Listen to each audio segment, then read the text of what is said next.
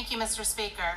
Mr. Speaker, if I know that when the risks of thalidomide came to light, the medical community stopped that on their own because back then we still believed in science and evidence-based medicine.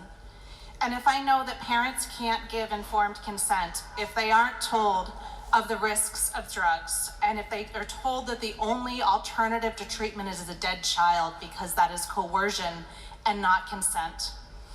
And if I know that these side effects for these drugs are serious enough that sometimes the risk is too high to give these drugs to people with cancer, yet we are turning some of these children into lifelong medical patients, which enriches big pharma. And if I know that counseling offered to children in New Hampshire who are questioning their gender identity by law is required to affirm them. The law requires that they affirm that changed gender identity, and it cannot accommodate any questions as to whether that child is not persisting with that gender identity, making that counseling invalid. And if I know that we should be tearing down stereotypes, would I press the green button to tell kids that they don't need drugs to fit a stereotype? Thank you, Mr. Speaker.